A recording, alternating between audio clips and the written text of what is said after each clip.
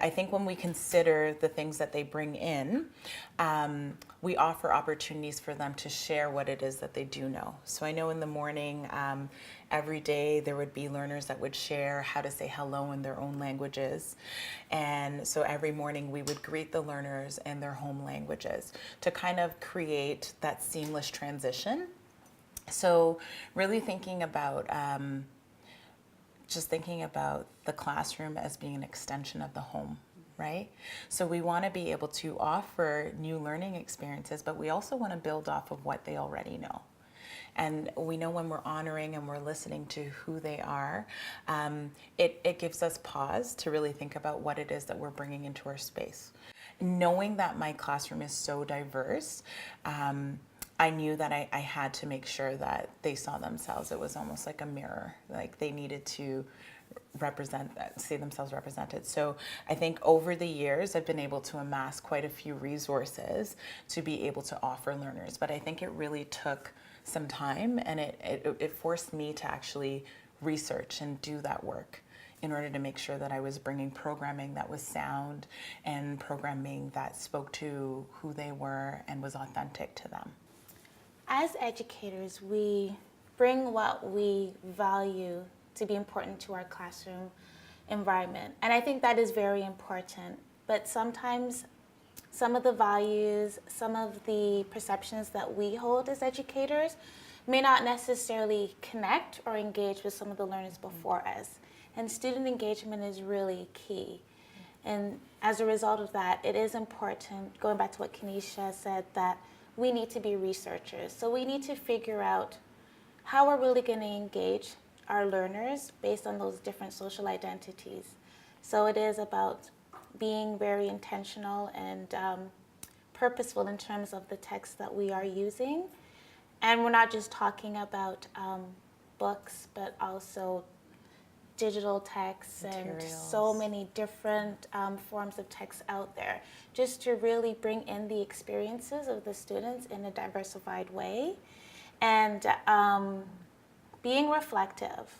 One quote that sometimes I use is, who we are is what we teach. Mm-hmm. And again, going back to, we bring what we feel is important and what we're comfortable with.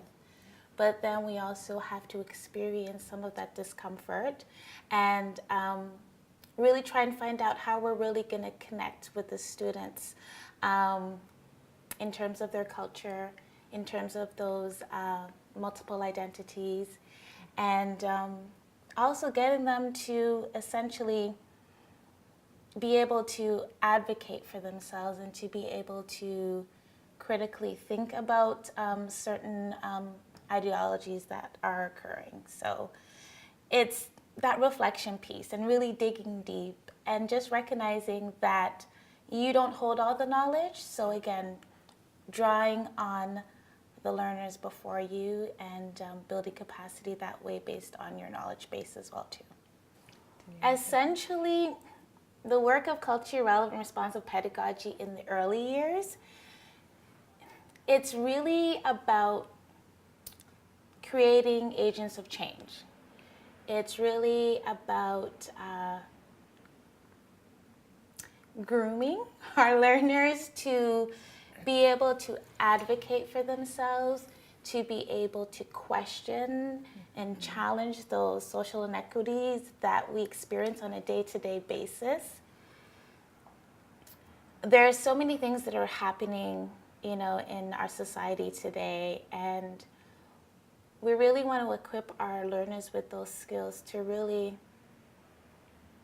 think about what's happening, why it's happening, what's the purpose, what's the intent behind that.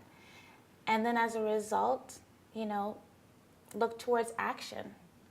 Look towards trying to debunk some of those stereotypes of certain individuals, of certain types of cultural groups. In doing this work, it reminds me of a quote that a friend shared with me by Haim Genote.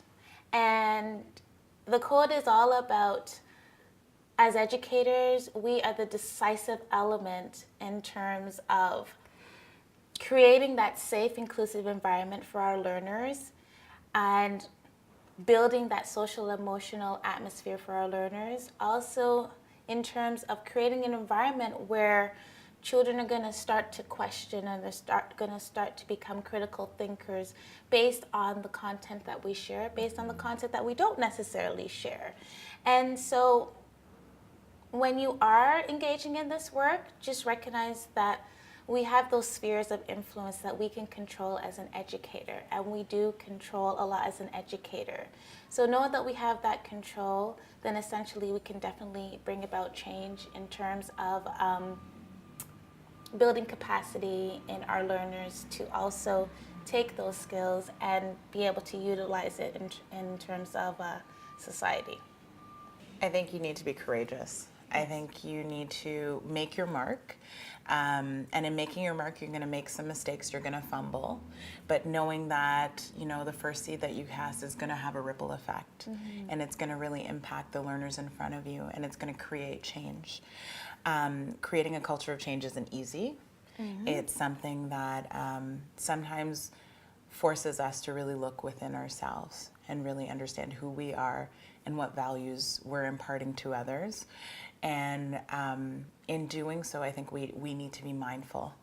So always trusting yourself, trusting in the mistakes. In the mistakes, sometimes we need to be messy, but messiness is good because messiness means that we're learning, right? So I think like our learners, sometimes we need to get messy, and we just need to take a risk, make our mark.